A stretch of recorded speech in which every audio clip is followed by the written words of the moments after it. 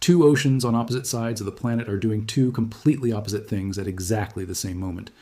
And the result is something that has forced every major forecasting agency on Earth to tear up their predictions and start over. That is not an exaggeration.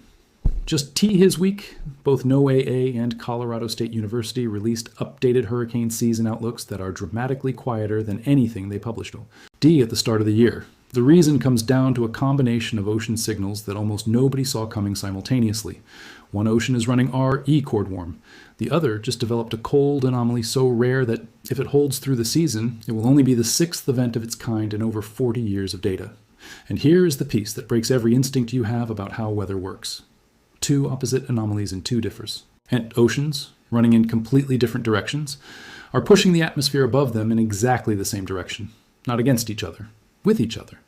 Understanding why that happens and what it means for you right now is what this is about. Let's start with the Pacific, because that's the one everybody has been watching. The story there has been building since late 2025, and by mid-2026, it has stopped being a forecast and started being a confirmed reality. The Niño 3.4 region, the standard measuring area in the central equatorial Pacific that scientists use to define the strength of El Niño events, was already running at a positive anomaly of about plus 0.98 degrees Celsius, averaged over the April through June period this year. Then in June alone, that number jumped to plus 1.55 degrees. And as of the most recent weekly measurement, centered on July 15th, the Niño 3.4 index had climbed even further, to plus 2.1 degrees Celsius. That's a significant and rapidly accelerating warming trend, and it places this event solidly in the strong El Niño category, with the trajectory still pointing higher. The World Meteorological Organization has put the probability of El Niño conditions persisting through the July to September window at 90% or greater. The probability of it persisting through the peak of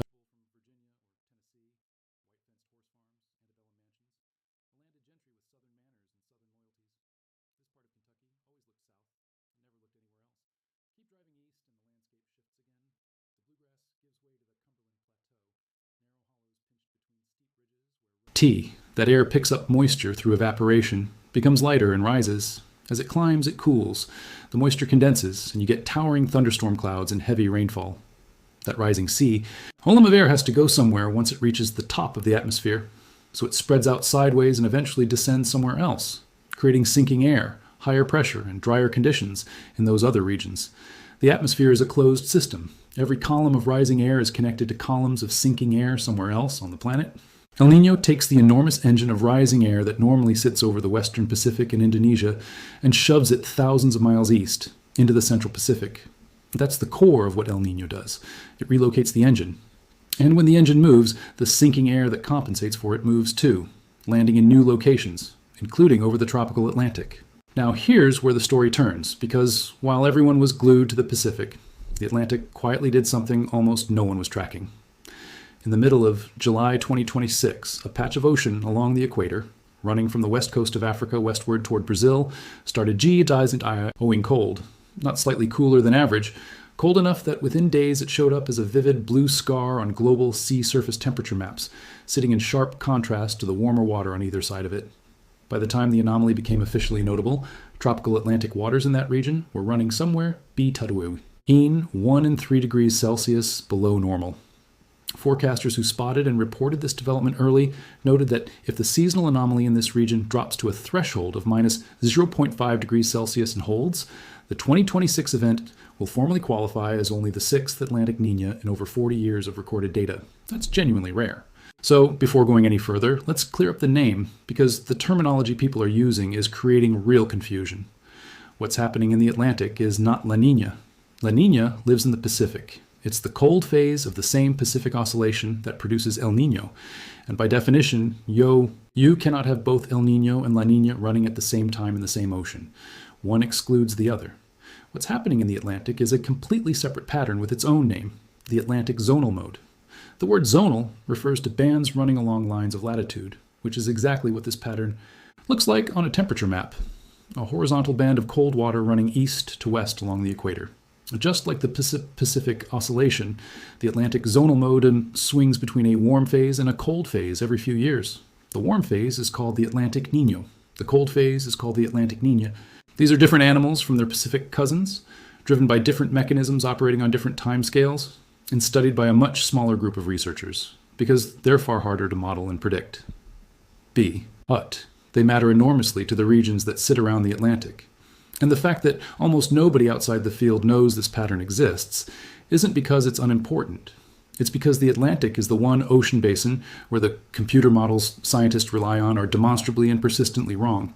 Every major climate model shares a systematic bias in the tropical Atlantic. They run this region too warm, not occasionally, not in some models and not others, consistently across every generation of modeling systems, including the current best ones. Tropical Atlantic surface temperatures in the models come out warmer than they actually are in reality.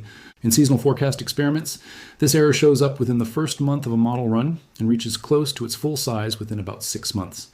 Because the bias suppresses exactly the cold tongue feature that defines the Atlantic Niña pattern, the models are demonstrably poor at reproducing the very thing that's happening right now, right in front of us.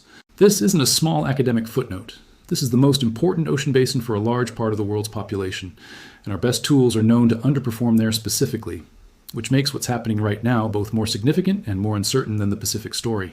It's also worth understanding why this particular basin is so hard to model in the first place, because it isn't a matter of scientists simply not trying hard enough. The tropical Atlantic is narrower than the Pacific, which means the ocean atmosphere feedback loops that drive events like this play out over a smaller area, with less room for the models to average out small errors before they compound. The seasonal timing is also tighter. Where a Pacific El Niño can take a year or more to build, peak, and decay, the Atlantic zonal mode often develops and resolves within. A single summer giving forecasters a much narrower window to detect it, confirm it, and issue a warning, before the season that matters most is already underway. Add the persistent warm bias on top of that tight timing window, and you get a basin where by the time the signal is unambiguous in the data, a meaningful part of the growing season it affects has often already passed. So how does a patch of tropical ocean, sitting directly under the most intense sunlight on the planet, get cold? The mechanism isn't mysterious. The eastern equatorial Atlantic already runs through a counterintuitive seasonal cycle every year. Its warmest water arrives in spring, and its coldest water appears in July and August, right in the middle of northern hemisphere summer, when the sun is at its most powerful and the surface temperature drops below about 77 degrees Fahrenheit. The ocean gets coldest exactly when you'd expect it to be warmest. The reason is wind. The trade winds blow from the southeast along the equator, and because of how Earth's rotation affects fluid dynamics on a spinning planet, a wind blowing along the equator doesn't simply push the surface water forward in the direction the wind is going. It pushes water sideways, away from the equator, in both directions simultaneously. The surfo, E layer effectively peels apart down the middle, separating north and south. When that surface layer is dragged away, something has to replace it. So cold water from several hundred feet below the surface, water that's been sitting in the dark, far from the heating effect of sunlight, rises to fill the gap. This is called upwelling, and it's one of the most powerful processes in the entire ocean. In 2026, the trade winds across the equatorial Atlantic have been running stronger than usual. Stronger winds mean more aggressive peeling of the surface layer. More aggressive peeling means more UPWLing. More upwelling means colder surface temperatures. That's the entire mechanism behind the Atlantic Niña developing right now. No exotic physics, no unusual external forcing, just wind doing what wind does, but doing it harder than usual this year. Now here's the piece that shouldn't work, but does. The central fact that makes this combination so remarkable. One ocean is record warm, the other is abnormally cold. Every instinct says these two signals should fight each other. Heat cancels cold, the atmosphere splits the diffie. Errance somewhere in the middle, and the net result is something close to average. That is not what happens. The two signals add together instead of canceling, and the reason goes back to the same principle established earlier. The atmosphere only cares about where air rises and where air sinks.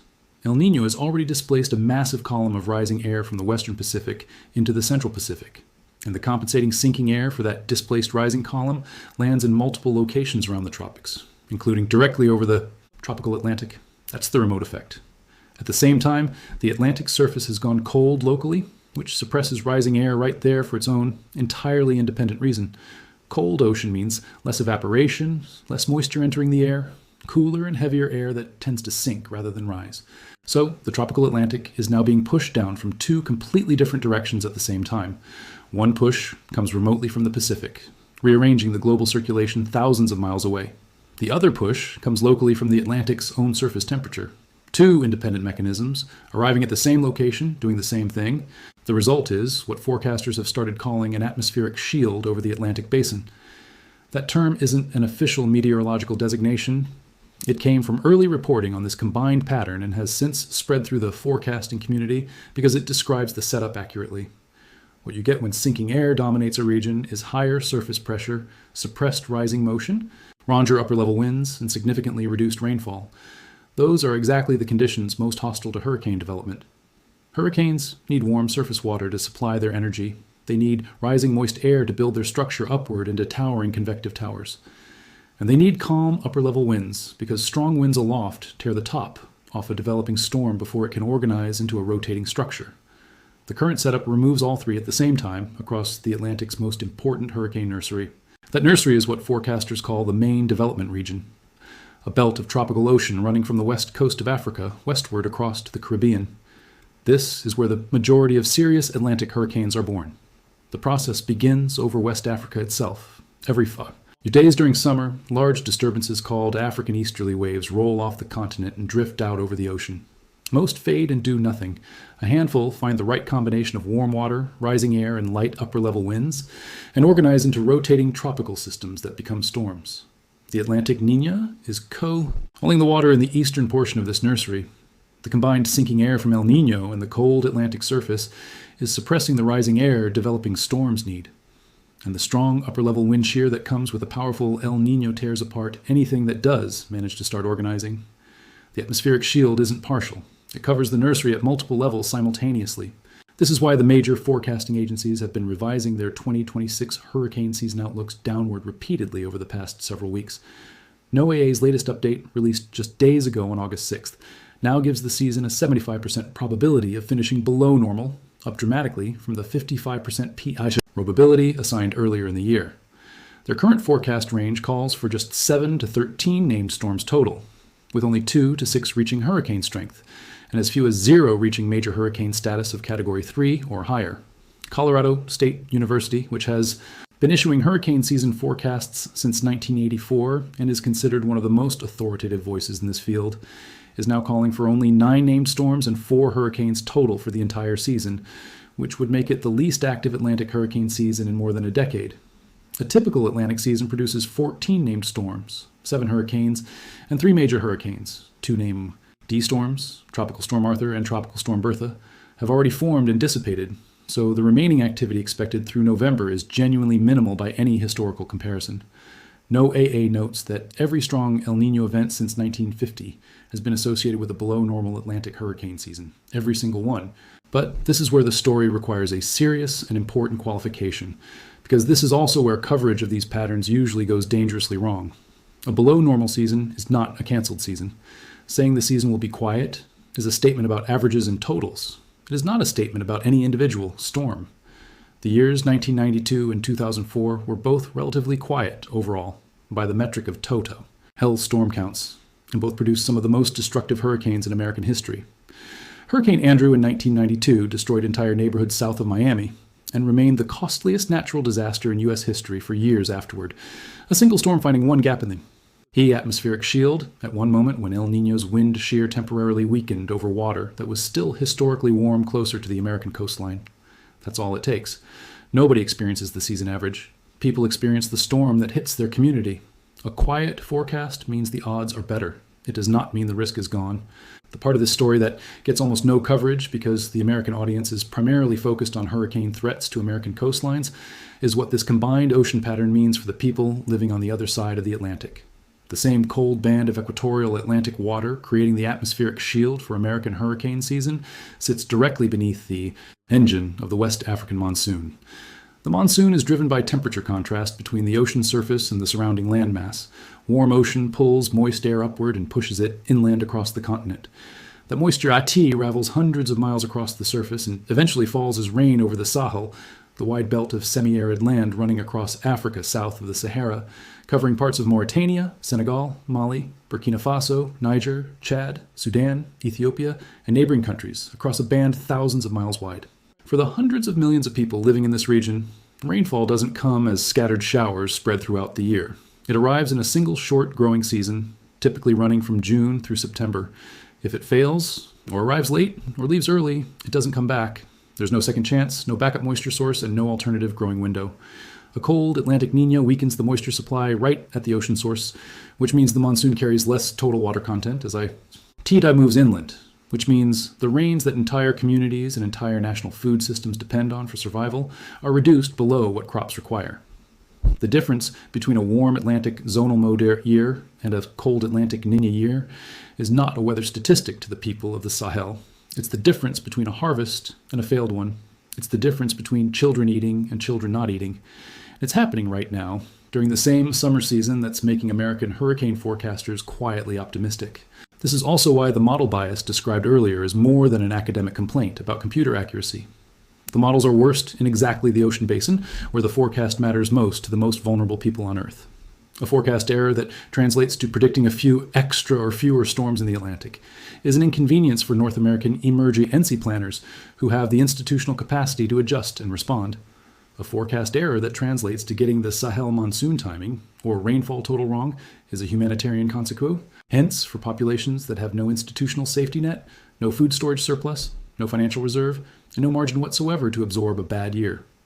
The systematic underperformance of climate models in the tropical Atlantic doesn't affect all people equally.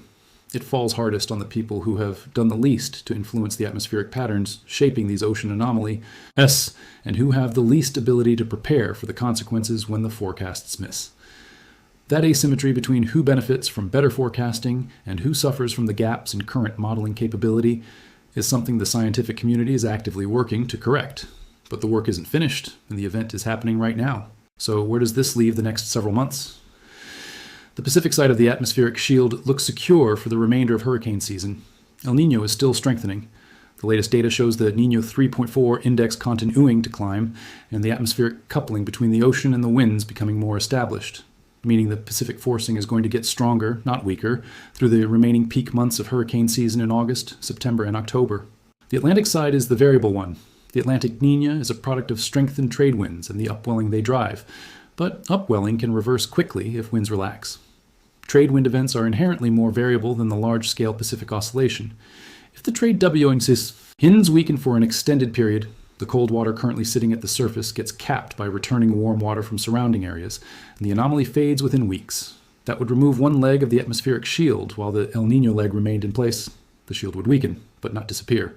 Heading into winter 2026 and 2027, the Pacific story takes over almost entirely. Strong El Niño events have a very well understood and thoroughly documented effect on the North American winter jet stream.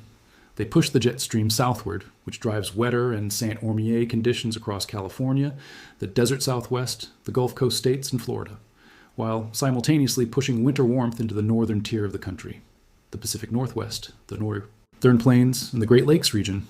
Southern California can expect above normal precipitation. Texas and the Gulf states may see a stormier than average winter.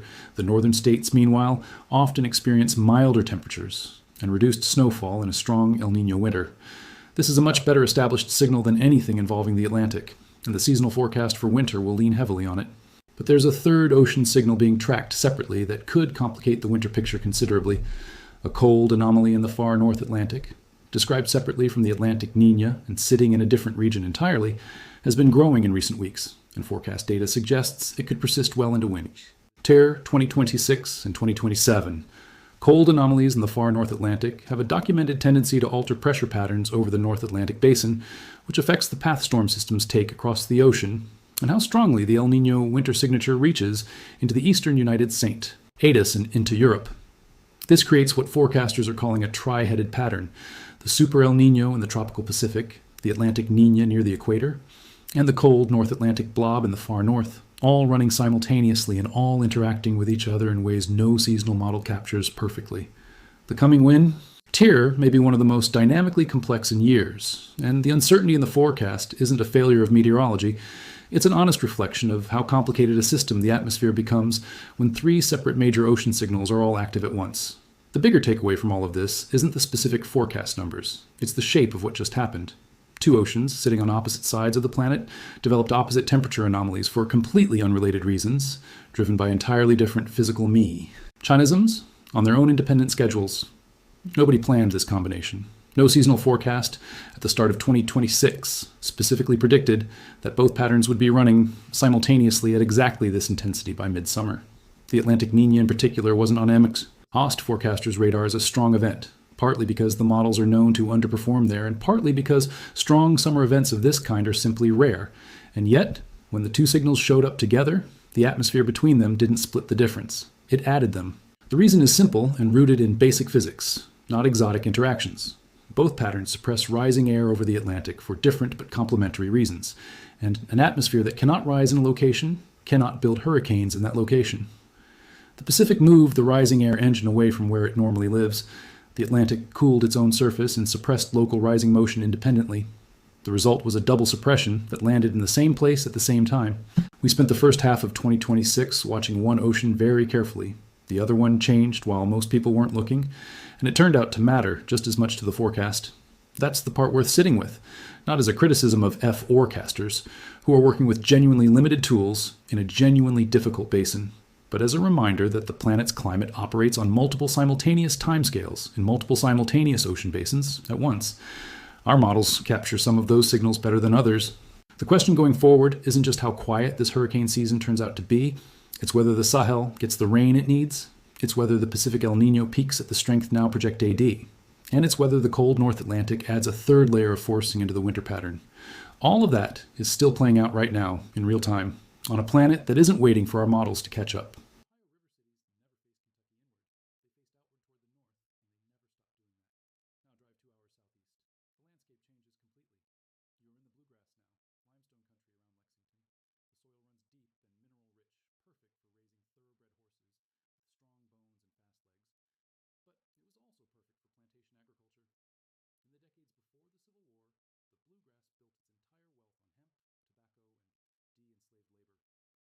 The culture here felt indistinguishable from Virginia or Tennessee, white fenced horse farms,